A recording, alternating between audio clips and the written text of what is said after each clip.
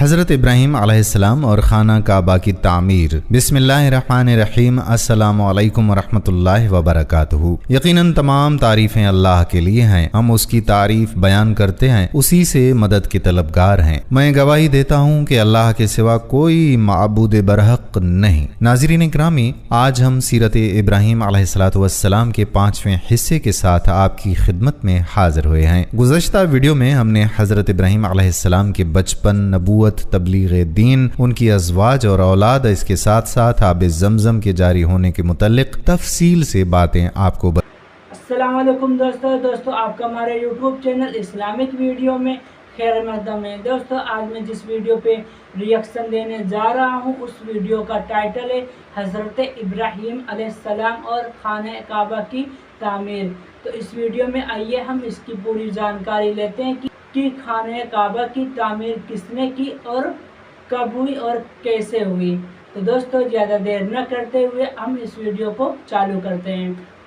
حضرت ابراہیم علیہ السلام اور خانہ کعبہ کی تعمیر۔ بسم اللہ الرحمن الرحیم۔ السلام علیکم ورحمۃ اللہ وبرکاتہ۔ یقیناً تمام تعریفیں اللہ کے لیے ہیں، ہم اس کی تعریف بیان کرتے ہیں، اسی سے مدد کے طلبگار ہیں۔ میں گواہی دیتا ہوں کہ اللہ کے سوا کوئی معبود برحق نہیں۔ ناظرین اکرامی، آج ہم سیرت ابراہیم علیہ السلام کے 5ویں حصے کے ساتھ آپ کی خدمت میں حاضر ہوئے ہیں۔ گزشتہ ویڈیو میں ہم نے حضرت ابراہیم علیہ السلام کے بچپن، نبوت، تبلیغ دین، ان کی ازواج اور اولاد، اس کے ساتھ ساتھ آب زمزم کے جاری ہونے کے متعلق تفصیل سے باتیں آپ کو بتائی تھیں۔ اگر آپ نے وہ ویڈیو نہیں دیکھی تو ویڈیو دیکھ لیں۔ اس کے ساتھ ساتھ ہم نے آب زمزم کی اہمیت و افادیت بھی بتائی تھی۔ آج اس 5ویں حصے میں ہم حضرت ابراہیم علیہ السلام اور ان کے فرزند حضرت اسماعیل علیہ السلام کے ہاتھوں خانہ کعبہ کی تعمیر کے متعلق بات کریں گے کہ حضرت ابراہیم علیہ السلام نے خانہ کعبہ کیوں تعمیر فرمایا، اس کا نقشہ کس نے بنایا اور اس کے لیے جگہ کا انتخاب کس نے کیا تھا۔ کیا خانہ کعبہ آج بھی اسی شکل میں موجود ہے جیسا کہ حضرت ابراہیم علیہ السلام کے دور میں ہوا کرتا تھا۔ اس کے ساتھ ساتھ ہم طواف کعبہ کی اہمیت و فضیلت کے متعلق بھی آج کی اس ویڈیو میں ضرور بات کریں گے۔ ان سب باتوں کے متعلق جاننے کے لیے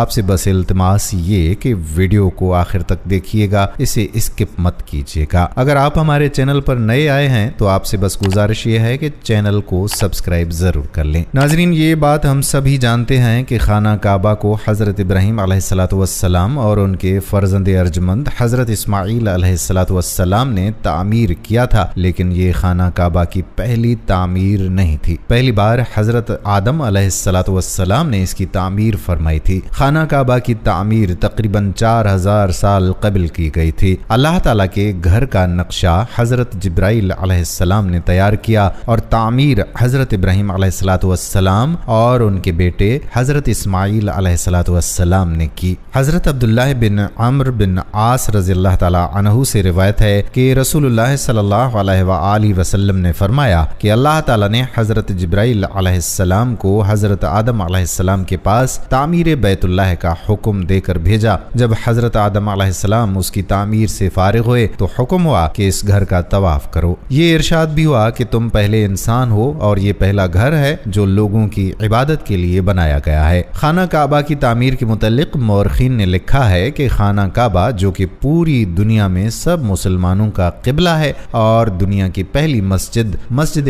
حرام کے وسط میں واقع ہے۔ مسجد حرام کی خصوصیت یہ ہے کہ اللہ رب العزت نے اسے امن کا گہوارہ بنایا ہے اور اس میں ایک نماز پڑھنے کا ثواب 1,00,000 نماز پڑھنے کے برابر ہے۔ اللہ رب العزت نے خانہ کعبہ کی جگہ کو باقی زمین سے 1000 سال پہلے پیدا فرمایا۔ یہ خطہ پانی پر ایک جھاگ کی شکل میں تیر رہا تھا، پس اللہ رب العزت نے اس خطے کے نیچے زمین کو بچھا دیا۔ حضرت آدم علیہ السلام جب اللہ کے حکم سے زمین پر اترے تو آپ علیہ السلام پر وحشت طاری ہو گئی اور آپ علیہ السلام نے اللہ رب العزت سے دعا کی۔ اللہ تعالیٰ نے بیت المعمور کو زمین پر نازل کیا جو جنت میں یاقوت کا بنا ہوا ہوا تھا اور اس میں سبز زبرجد کے 2 دروازے تھے، ایک دروازہ مشرق کی طرف اور ایک دروازہ مغرب کی طرف لگا ہوا تھا۔ اللہ تعالیٰ نے اسے اسی جگہ رکھ دیا جہاں آج خانہ کعبہ موجود ہے۔ اللہ تعالیٰ نے حضرت آدم علیہ السلام کو حکم فرمایا کہ اس کا اسی طرح سے طواف کیا کر جس طرح میرے عرش کے گرد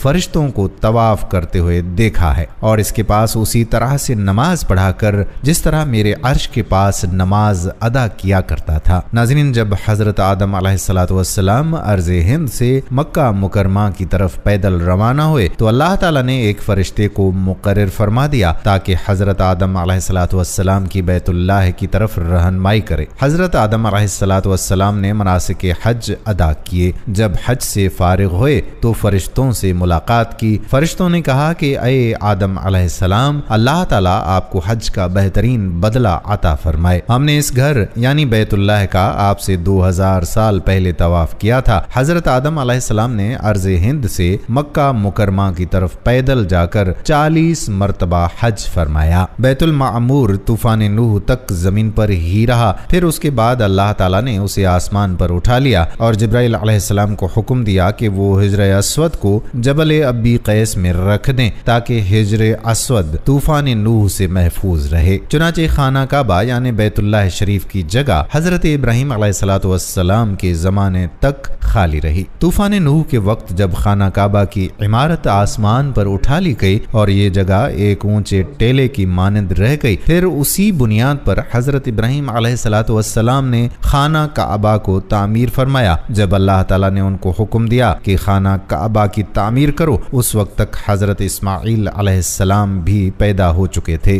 حضرت ابراہیم علیہ السلام نے اللہ تعالیٰ سے سوال کیا کہ وہ اس جگہ کو واضح کر دے جہاں بیت اللہ کو تعمیر کیا جائے۔ مولا علی علیہ السلام اور حضرت حسن علیہ السلام سے روایت ہے کہ حضرت عباس رضی اللہ تعالیٰ عنہ نے فرمایا کہ اللہ تعالیٰ نے ایک بادل کے ٹکڑے کو خانہ کعبہ کی جگہ کے تعین کے لیے بھیجا۔ جب وہ بادل کا ٹکڑا چلا تو حضرت ابراہیم علیہ السلام اس کے سائے میں چلتے رہے، یہاں تک کہ جب مکہ مکرمہ آیا تو بادل کا ٹکڑا بیت اللہ کی جگہ ٹھہر گیا۔ یہاں حضرت ابراہیم علیہ السلام کو آواز دی گئی کہ بادل کے ٹکڑے کے نیچے خانہ کعبہ یعنی بیت اللہ کی تعمیر کرو، نہ اس میں کمی کرو اور نہ زیادتی کرو۔ خانہ کعبہ کی جگہ کا تعین اور ظاہر ہونے کے بعد حضرت ابراہیم علیہ السلام نے خانہ کعبہ کی تعمیر شروع کر دی۔ حضرت اسماعیل علیہ السلام پتھر لا کر دیتے تھے۔ خانہ کعبہ کی تعمیر 5 پہاڑوں طور سینا، جبل زیتون، جبل لبنان جو ملک شام میں ہے، جبل جودی جو جزیرہ کا پہاڑ ہے، جبل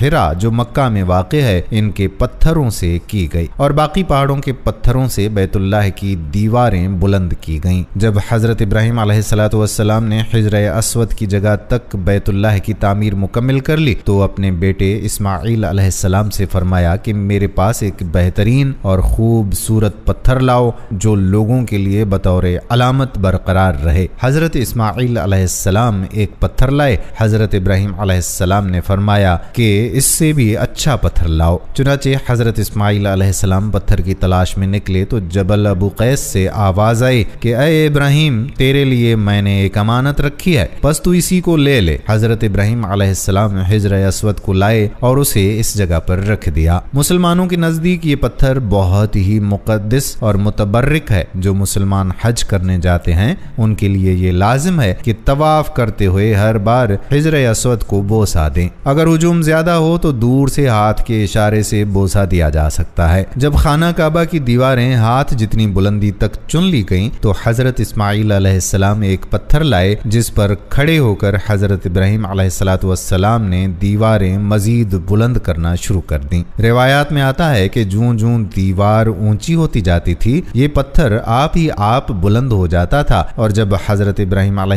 السلام اس پتھر پر سے اترنا چاہتے تھے تو وہ نیچے ہو جاتا تھا۔ اس پتھر پر حضرت ابراہیم علیہ السلام کے قدموں کے نشانات اول اسلام سے اب تک موجود ہیں۔ یہ پتھر اس زمانے سے حضرت عمر فاروق رضی اللہ تعالی عنہ کے دور خلافت تک کعبہ کی دیوار کے ساتھ چپکا رہا۔ پھر اس پتھر کو حضرت عمر فاروق رضی اللہ تعالی عنہ نے خانہ کعبہ سے کچھ دور کر دیا تاکہ طواف کے وقت رکاوٹ نہ بنے، جسے مقام ابراہیم کہا جاتا ہے۔ اللہ تعالی نے خانہ کعبہ کو شان و شوکت शौकत अता फरमाई और इसे अपनी अजमत और जलाल के साथ खास फरमाया और इसमें दाखिल होने वालों के लिए इसे अमन का घर बना डाला। ये वही मुबारक घर है जिससे अल्लाह के प्यारे हबीब सल्लल्लाहु अलैहि वसल्लम ने हिजरत फरमाई, मगर आप सल्लल्लाहु अलैहि वसल्लम ने ना तो इसे छोड़ा और ना ही आप सल्लल्लाहु अलैहि वसल्लम का दिल इससे हटकर दूसरे क़िबले की तरफ मुतवज्जा हुआ, यहाँ तक कि अल्लाह ताला ने आप सल्लल्लाहु अलैहि वसल्लम पर ये आयात मुबारका नाजिल फरमाई। तर्जुमा है, हम देख रहे हैं बार बार तुम्हारा आसमान की तरफ मुंह करना तो जरूर हम तुम्हें फेर देंगे उस क़िबले की तरफ जिसमें तुम्हारी खुशी है। सूरत बकरा आयत नंबर 144। और अल्लाह ताला बैतुल्लाह शरीफ की अज़मत व शान सूरह आले इमरान आयत नंबर 96 और 97 में यूं बयान फरमाता है, बेशक सब में पहला घर जो लोगों की इबादत को मुकर्रर हुआ वो है जो मक्का में है, बरकत वाला और सारे जहान का रहनुमा। इसमें कुल्ली निशानियां हैं इब्राहीम अलैहिस्सलाम के खड़े होने की जगह, और जो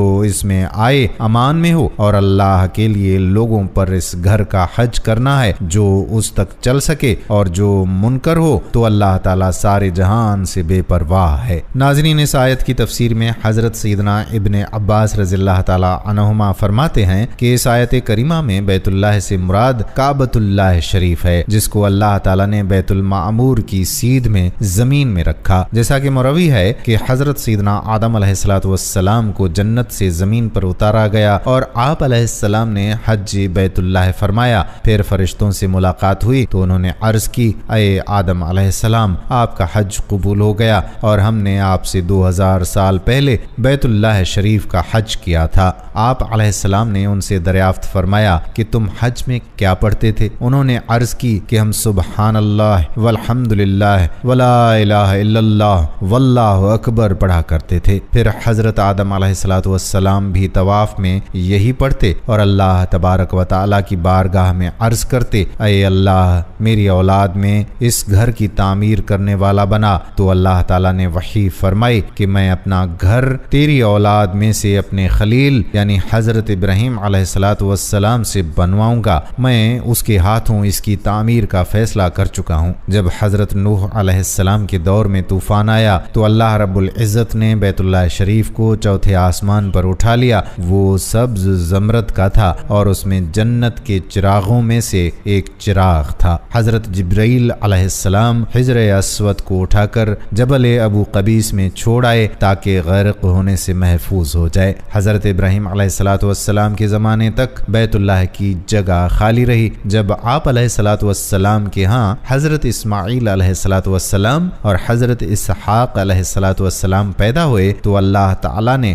आप अलैहिस्सलाम को बैतुल्लाह शरीफ की बुनियाद रखने का हुक्म फरमाया। आप अलैहिस्सलाम ने अर्ज की कि या अल्लाह, मुझे उसकी निशानी बयान फरमा दें। तो अल्लाह ताला ने बैतुल्लाह शरीफ की मिकदार एक बादल भेजा जो आप अलैहिस्सलाम के साथ साथ चलता रहा, यहाँ तक कि आप अलैहिस्सलाम मक्कतुल मुकरमा पहुँच गए तो बैतुल्लाह शरीफ के मकाम पर वो बादल रुक गया। आपको पुकारा गया, अये इब्राहीम, इस बादल के साए पर बुनियाद रखो, ना कम करना ना ज्यादा। हजरत जिब्राईल अलैहिस्सलाम हजरत इब्राहीम अलैहिस्सलाम को बताते जाते और वो इमारत बनाते जाते। हजरत इस्माईल अलैहिस्सलाम हजरत इब्राहीम अलैहिस्सलाम को पत्थर उठा उठा कर पकड़ाते। नाजरीन, यहाँ एक और बात भी बताते चलें कि खाना काबा के बिल्कुल ऊपर 7वें आसमान में एक और खाना काबा भी मौजूद है जिसको बैतुल मामूर कहते हैं। इसका इशारा कुरान पाक में भी मौजूद है और नबी आखिर ज़मा सल्लल्लाहु ताला अलैहि वसल्लम ने भी इस बात की निशानदही की है। अल्लाह के नबी सल्लल्लाहु अलैहि वसल्लम ने मेराज का वाक़या सुनाते हुए फरमाया कि जब मुझे बैतुल मामूर यानी अल्लाह का घर दिखाया गया तो मैंने हजरत जिब्राईल अलैहिस्सलाम से पूछा। उन्होंने जवाब दिया कि ये बैतुल मामूर है जहाँ 70,000 फरिश्ते रोजाना अल्लाह की इबादत करते हैं और जब वो यहाँ से जाते हैं तो वापस नहीं आते, हमेशा नया दस्ता आता है। यानी एक फरिश्ते को सिर्फ इसके तवाफ की एक बार ही सआदत मिलती है। नाज़रीन, मौरिखीन के मुताबिक काबा शरीफ को इस्लाम से कबल कुल 4 मरतबा तामीर किया गया है। अव्वल हजरत इब्राहीम अलैहिस्सलाम ने तामीर फरमाया और उसका जिक्र कुरान और हदीस में भी मिलता है। हजरत आदम अलैहिस्सलाम ने खुदा तबारक तबारक व तआला के हुक्म से खाना काबा को तामीर किया। हजरत इब्राहीम अलैहिस्सलाम ने जब काबा को तामीर किया तो उन्होंने काबा को 9 गज यानी 4.5 मीटर ऊंचा रखा। मशरिक की जानिब से बैतुल्लाह की लंबाई को 32 गज यानी 16 मीटर रखा। मगरिबी जानिब से 31 गज यानी 15.5 मीटर, शुमाल की जानिब से 20 गज यानी 10 मीटर और जुनूब की जानिब से 23 गज यानी 11 मीटर की लंबाई का रखा। उन्होंने तामीर काबा के वक्त काबा के ऊपर छत नहीं बनाई बल्कि 2 दरवाजे बना दिए जो कि जमीन से बिल्कुल मुत्तसिल था। दूसरी और तीसरी मर्तबा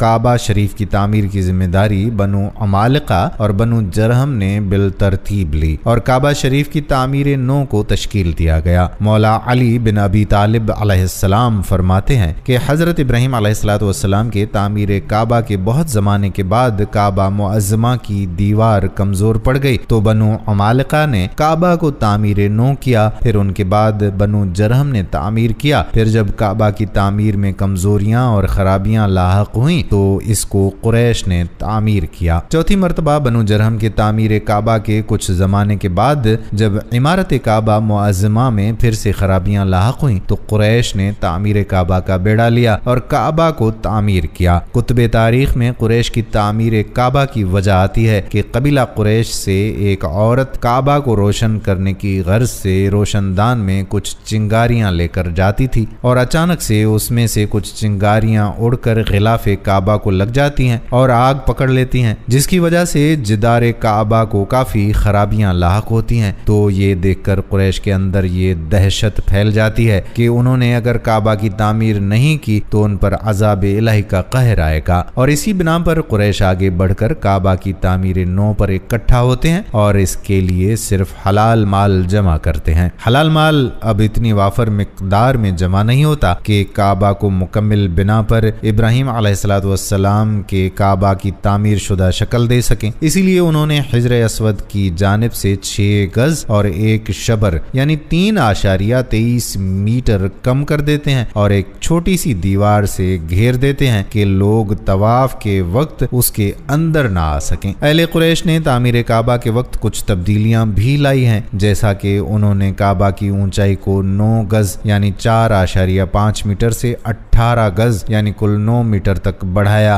और साथ ही काबा के ऊपर छत भी बढ़ा दिया गया। बाबे गरबी को बंद कर दिया गया जबकि बाबे शर्की की ऊंचाई भी कुछ ज्यादा बढ़ा दी गई। और सबसे अहम बात यह कि कुरैश का काबा की तामीर नौ में हमारे प्यारे आका नबी आखिरुज़्ज़मा सल्लल्लाहु अलैहि वसल्लम भी शामिल थे। अरसे दराज तक खाना काबा यानी बैतुल्लाह उसी तरह से हजरत इब्राहीम अलैहिस्सलाम की तामीर पर बरकरार रहा। जब कुरैश ने उसकी नई तामीर की, ये वो जमाना था जब नबी करीम सल्लल्लाहु अलैहि वसल्लम की उम्र मुबारक 25 बरस थी। मक्का में शदीद बारिश के बायस सैलाबी रेले से खाना काबा की बुनियादों और दीवारों को नुकसान पहुंचा। जब खाना काबा तामीर हुआ और खाना काबा की दीवारें कदे आदम तक पहुंची तो हिजर अस्वद को नस्ब करने का मसला पैदा हो गया। हर कबीले की ये ख्वाहिश थी कि हिजर अस्वद को नस्ब करने की सआदत उसे ही नसीब हो जाए, हत्ता कि ये मामला लड़ाई झगड़े तक जा पहुंचा। आखिर ये तय पाया कि सुबह सवेरे जो सबसे पहले यहाँ दाखिल होगा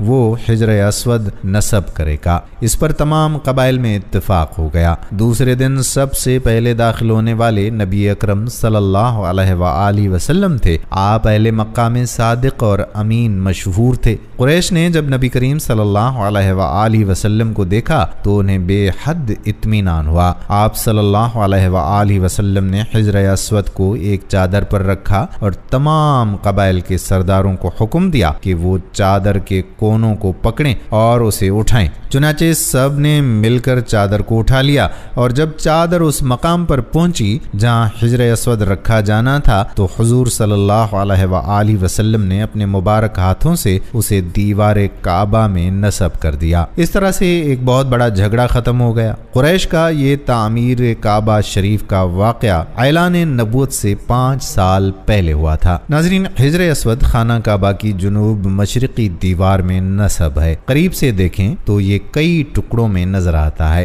حجر اسود کے بارے میں حضرت عباس رضی اللہ تعالی عنہ کی ایک روایت کے مطابق حجر اسود جنت کا پتھر ہے۔ جس وقت یہ پتھر آیا تھا اس وقت یہ دودھ سے بھی زیادہ سفید تھا، لیکن بنی آدم کے گناہوں نے اسے سیاہ کر دیا۔ تعمیر کعبہ شریف کے دوسرے مرحلے میں کل 3 دور ہیں۔ پہلا دور وہ ہے جب اموی خلافت کا تخت امیر معاویہ کے بعد ان کے بیٹے یزید لعین کو ملا تو اس نے سن 64 ہجری میں حسین بن نمیر کی قیادت میں حجاز میں عبداللہ بن زبیر رضی اللہ تعالی عنہ کا تختہ پلٹنے کے لیے ایک بڑی فوج کو بھیجا۔ عبداللہ بن زبیر رضی اللہ تعالی عنہ کا تختہ پلٹ کر پورے حجاز کو خلافت اموی کے تحت شامل کرنے کے لیے یزید کی فوج نے مکہ کا محاصرہ کر لیا اور یہ محاصرہ کئی دنوں تک جاری رہا۔ محاصرے کے دوران حسین بن نمیر نے منجنیق اور توپ کے ذریعے مکہ پر حملہ آور ہوا، جس کی وجہ سے خانہ کعبہ پر کافی اثر پڑا تھا اور خانہ کعبہ کی دیواریں بالکل کمزور ہو گئی تھیں۔ محاصرے کے 17 دن کے بعد یزید لعین اپنے انجام کو پہنچا تو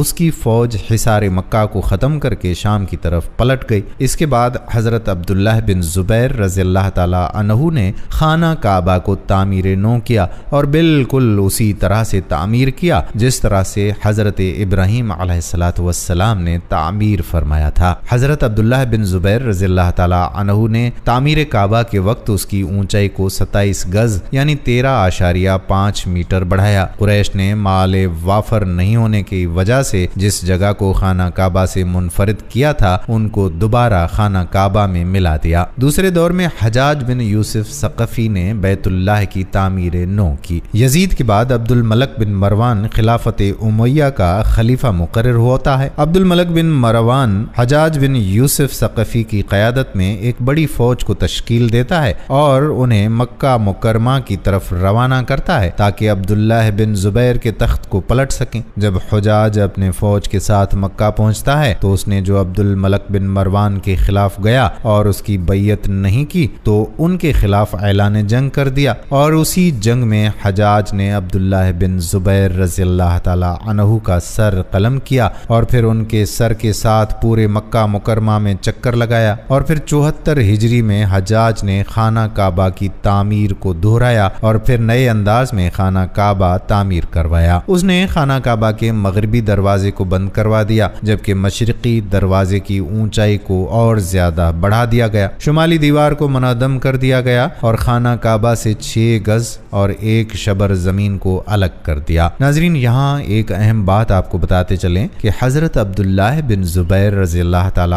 عنہ نے اپنے زمانے میں کعبہ کی تعمیر اس طریقے پر کروائی جیسا کہ حضور صلی اللہ علیہ وآلہ وسلم کی خواہش تھی، جس کے بارے میں انہیں ان کی خالہ حضرت عائشہ نے بتایا تھا۔ حجاج بن یوسف نے 73 ہجری میں عبداللہ بن زبیر رضی اللہ تعالی عنہ کو جب شہید کر ڈالا اور خلیفہ وقت عبد الملک بن مروان کو تعمیر کعبہ کے بارے میں ایک خط لکھا۔ اس نے خیال ظاہر کیا کہ یہ تعمیر عبداللہ بن زبیر نے اپنی طرف سے کی ہے، چنانچہ خلیفہ عبد الملک نے حجاج بن یوسف کو خانہ کعبہ کی تعمیر پہلی حالت پر لوٹانے کا حکم کر دیا۔ جب عبد الملک بن مروان کو معلوم ہوا کہ عبداللہ بن زبیر رضی اللہ تعالی عنہ خانہ کعبہ کی تعمیر کے بارے میں حضرت عائشہ رضی اللہ تعالی عنہا نے بتایا تھا اور یہ تعمیر حضور صلی اللہ علیہ وآلہ وسلم کی خواہش کے مطابق ہوئی تھی، تو اسے خانہ کعبہ کو دوبارہ تعمیر کرنے والے اپنے حکم نامے پر افسوس ہوا کہ کاش میں اس کو اسی حالت پر چھوڑ دیتا تو بہتر ہوتا۔ پھر جب مہدی بن منصور کا زمانہ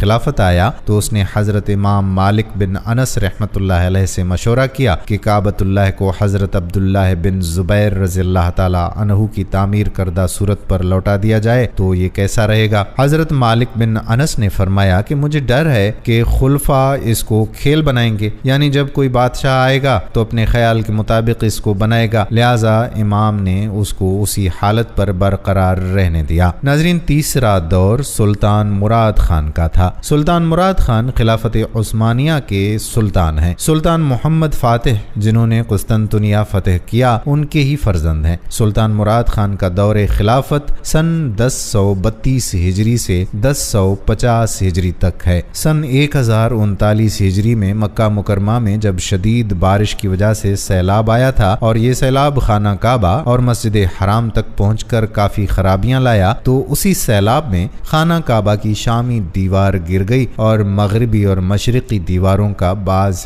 حصہ بھی گر گیا تھا۔ سلطان مراد خان نے خانہ کعبہ کے مغربی اور شمالی دیواروں کو گرا کر خانہ کعبہ کی تعمیر اس سر نو کروایا۔ بہت ہی خوبصورت انداز میں کعبۃ اللہ شریف کی تعمیر ہوئی اور دور حاضر تک وہی تعمیر شدہ کعبہ شریف باقی ہے۔ تاہم مختلف ادوار میں کعبۃ اللہ کے صحن اور اطراف میں تعمیر و توسیع کا کام ہوتا رہا ہے، لیکن سب سے بڑی توسیع سعودی دور حکومت میں ہوئی، جس میں مسجد حرام کو دور جدید کے معیار کے مطابق بنایا گیا اور ایئر کنڈیشنز اور برقی سیڑھیاں بھی نصب کر دی گئیں۔ اس وقت مسجد الحرام کی 3 منزلیں ہیں جس میں لاکھوں نمازی نماز ادا کر سکتے ہیں۔ اللہ سے دعا ہے کہ وہ ہم سب کو حج کی سعادت نصیب فرمائے۔ ناظرین، دوبارہ تعمیر کیے جانے سے قبل خانہ کعبہ کا ایک دروازہ اندر داخل ہونے کے لیے اور ایک دروازہ باہر جانے کے لیے استعمال کیا جاتا تھا۔ ایک زمانے تک خانہ کعبہ میں ایک کھڑکی بھی ہوا کرتی تھی۔ خانہ کعبہ کی جو شکل آج موجود ہے اس میں صرف ایک دروازہ ہے، کھڑکی نہیں ہے۔ ہم لوگوں نے خانہ کعبہ کو ہمیشہ کالے رنگ کی کسوہ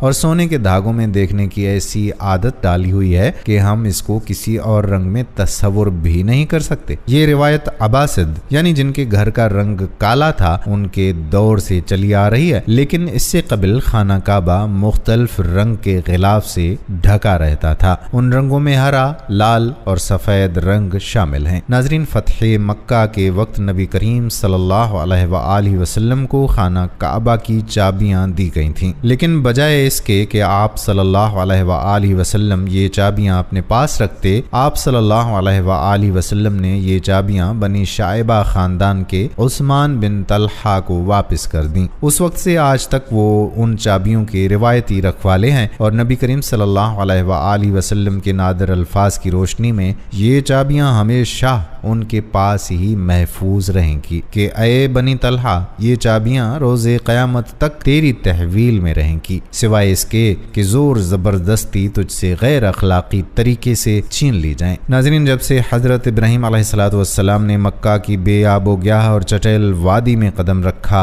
تب سے آج تک بلکہ تا قیامت یہ وادی انسانوں کے لیے کعبہ اللہ اور مسلمانوں کے لیے قبلہ کا درجہ اختیار کر گئی۔ حضرت ابراہیم علیہ السلام اور ان کے شیر خوار نے اپنی ماں ہاجرہ کے ساتھ وادی میں قدم رکھا۔ حضرت ابراہیم علیہ السلام کے چلے جانے کے بعد ہاجرہ اپنے شیر خوار کے لیے پانی کی تلاش میں اس وادی میں چکر لگانے لگیں۔ اچانک ننھے اسماعیل علیہ السلام کی ایڑی کے نیچے سے پانی کا ایک فوارہ پھوٹ پڑا، اسے زمزم کا نام دیا گیا اور وہ آج تک جاری و ساری ہے۔ حضرت ابراہیم علیہ السلام مکہ واپس ہوئے تو اس وقت ان کے بیٹے حضرت اسماعیل علیہ السلام کی عمر 30 سال ہو چکی تھی۔ تبری اور تاریخ الامم الملوک کے مطابق دونوں باپ بیٹے نے اللہ کے حکم سے خانہ کعبہ کی بنیادیں کھڑی کی۔ تاریخی کتابوں میں یہ وارد ہے کہ انہوں نے کعبہ کا غلاف بھی تیار کیا۔ اس وقت کعبۃ اللہ ایک چھوٹی سی عمارت تھی۔ طبع بادشاہ نے غلاف کعبہ تیار کیا، پہلی بار خانہ کعبہ میں دروازہ لگایا۔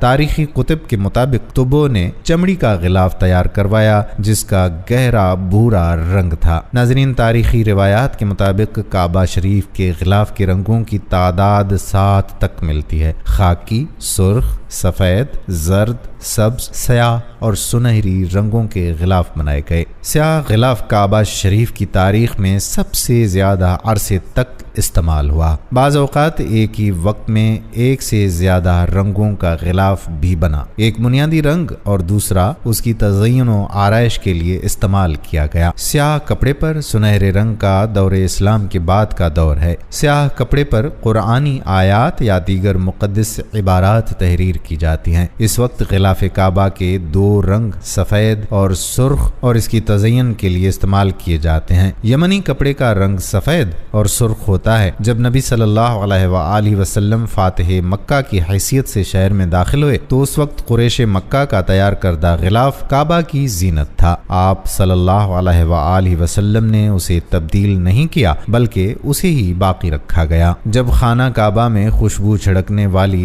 ایک عورت کے ہاتھوں غلاف کعبہ کا کچھ حصہ حصہ جل گیا تو آپ نے سفید اور سرخ رنگ کا یمانی کپڑے کا نیا غلاف بنوایا۔ آپ صلی اللہ علیہ وآلہ وسلم کے بعد آپ صلی اللہ علیہ وآلہ وسلم کے خلفاء حضرت ابو بکر صدیق اور حضرت عمر فاروق نے سفید رنگ کا غلاف کعبہ تیار کروایا۔ اسے قباتی کا نام دیا جاتا تھا۔ یہ بہت پتلا کپڑا تھا جسے مصر میں تیار کیا جاتا تھا۔ حضرت عمر رضی اللہ تعالی عنہ کے دور میں بیت المال سے سال میں 2 بار غلاف بنایا جاتا اور تبدیل کیا جاتا تھا۔ ان کے دور میں ہی تبدیلی کے بعد پہلا غلاف شیبہ بن عثمان الحجی کے پاس رکھ دیا جاتا تھا۔ ناظرین، خانہ کعبہ چونکہ نشیبی جگہ پر ہے تو وادی کے نچلے حصے میں ہونے کی وجہ سے دیگر مسائل میں سے ایک مسئلہ یہ بھی تھا کہ جب بھی بارش ہوا کرتی تھی تو وادی میں سیلاب آ جاتا تھا۔ یہ مکہ جیسے شہر کے لیے انوکھی بات نہیں تھی، لیکن یہ بات دوسرے مسائل کی وجہ ضرور بنتی تھی۔ اس وقت یہاں سیلاب کی روک تھام اور نکاسی آب کا کوئی پروگرام موجود نہیں تھا۔ بارش کے آخری دنوں میں خانہ کعبہ پانی میں آدھا ڈوبا رہتا تھا۔ کیا اس وجہ سے کبھی طواف کعبہ رکا؟ تو یاد رہے کہ بالکل نہیں۔ مسلمان کعبہ کے ارد گرد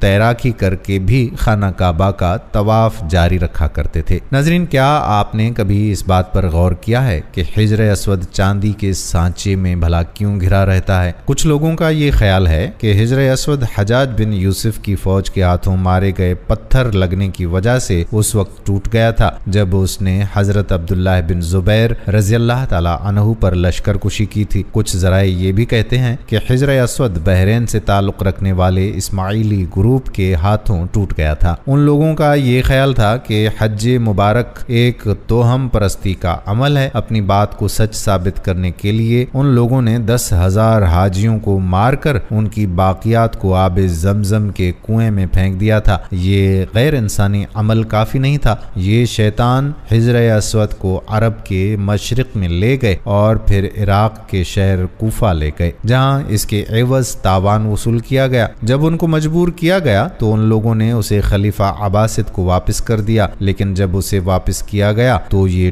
ٹکڑوں میں تھا اور اس کو یکجا کرنے کا صرف ایک ہی طریقہ سمجھ میں آیا تھا کہ اس کو چاندی کے سانچے میں رکھ دیا جائے۔ کچھ تاریخ دانوں کے مطابق اس مقدس پتھر کے کچھ حصے آج بھی کہیں گم ہیں۔ ناظرین، ہمارے ہاں یہ تصور ہے کہ خانہ کعبہ مکعب کی شکل کا ہے، جبکہ حقیقت اس کے برعکس ہے۔ مکعب کی شکل سے مشہور خانہ کعبہ دراصل مستطیل کی شکل کا ہے۔ خانہ کعبہ کبھی بھی مکعب کی شکل کا نہیں تھا۔ اس کی اصل زاویے کے مطابق ایک آدھا گول حصہ ہے جس کو حجر اسماعیل کہا جاتا ہے۔ نبی کریم صلی اللہ علیہ وآلہ وسلم کو نبوت ملنے سے پہلے جب خانہ کعبہ کی دوبارہ تعمیر ہوئی تب قریش نے اس بات کی حامی بھری تھی کہ وہ حلال کمائی سے ہی اس کی تعمیر مکمل کریں گے۔ اس کا مطلب یہ ہے کہ جوئے، لوٹ مار، جسم فروشی اور سود جیسے حرام کاموں سے کمایا ہوا پیسہ ہرگز استعمال نہیں ہوگا۔ قریش اتنے امیر اور تجارتی شہر میں ہونے کے باوجود اتنی رقم جمع کرنے میں ناکام ہو چکے تھے جو خانہ کعبہ کی تعمیر اس کے اصل سائز اور رقبے کے حساب سے کر سکیں۔ انہوں نے خانہ کعبہ کی چھوٹی عمارت تعمیر کی اور اس کی دیواریں مٹی کی اینٹوں سے بنائیں جس کو حجر اسماعیل کہا جاتا ہے۔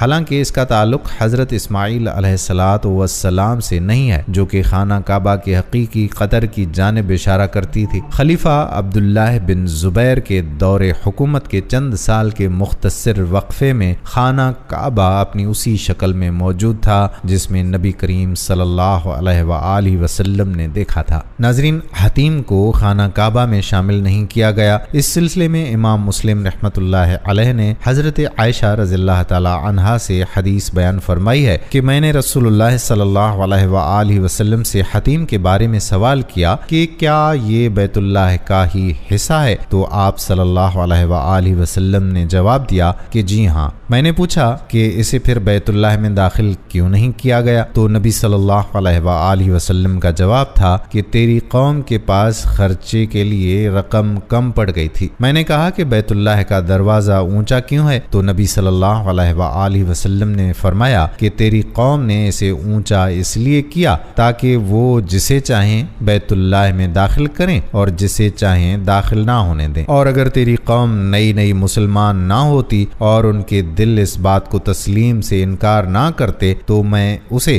یعنی حتیم کو بیت اللہ میں شامل کر دیتا اور دروازہ زمین کے برابر کر دیتا۔ ناظرین، خانہ کعبہ کی تعمیر کا تفصیل سے تذکرہ کرنے کے بعد اب آپ کو خانہ کعبہ کی اہمیت اور فضیلت سے بھی آگاہ کرتے ہیں۔ تو ناظرین، بیت اللہ شریف میں طواف اور نماز ادا کرنے والوں کو اللہ تعالیٰ نے بخشش کی بشارت دی ہے۔ حدیث پاک میں آتا ہے کہ اللہ تعالیٰ ہر رات اہل زمین پر نظر رحمت فرماتا ہے اور سب سے پہلے اہل حرم کی طرف نظر رحمت فرماتا ہے، اور اہل حرم میں بھی سب سے پہلے مسجد حرام والوں پر نظر رحمت فرماتا ہے۔ پھر جس کو طواف کرتے ہوئے پاتا ہے اسے بخش دیتا ہے، اور جسے نماز میں مشغول پاتا ہے اس کی مغفرت فرما دیتا ہے، اور جسے کعبہ کی طرف رخ کیے ہوئے پاتا ہے اسے بھی معاف فرما دیتا ہے۔ ایک اور جگہ پر حضرت سیدنا عبداللہ بن عباس رضی اللہ تعالی عنہ سے روایت ہے کہ حضور سید المبلغین صلی اللہ تعالی علیہ وآلہ وسلم کا فرمان عالی شان ہے کہ اس بیت اللہ شریف پر ہر دن 120 رحمتیں نازل ہوتی ہیں، 60 طواف کرنے والوں کے لیے، 40 نماز پڑھنے والوں کے لیے اور 20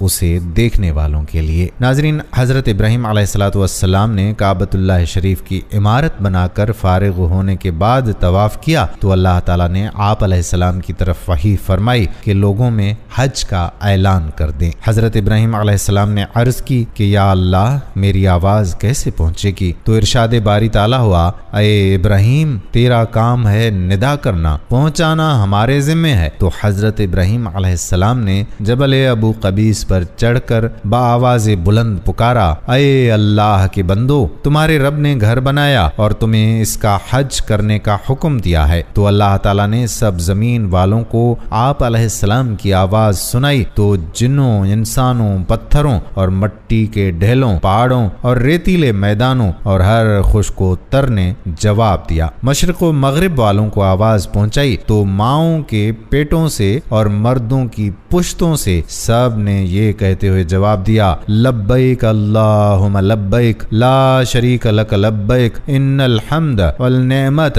لک والملک لا شریک لک۔ تو آج وہی شخص حج کرے گا جس نے اس دن جواب دیا تھا۔ جس نے ایک مرتبہ لبیک کہا تو وہ ایک مرتبہ حج کرے گا، جس نے 2 مرتبہ کہا وہ 2 مرتبہ، اور جس نے 3 مرتبہ لبیک کہا وہ 3 مرتبہ حج کرے گا، اور جس نے اس سے بھی زیادہ بار لبیک کہا وہ اتنی ہی بار حج کرے گا، بحوالہ شعب الایمان۔ ناظرین، اللہ پاک ہم سب کو بھی اپنے گھر کا حج کرنے کی استطاعت عطا فرمائے۔ دوستو، اگر آپ کو یہ ویڈیو پسند آئی ہو تو ہمارے چینل کو لائک کریں اور سبسکرائب کریں اور کمنٹ میں ضرور بتائیں کہ آپ کو یہ ویڈیو کیسے لگی۔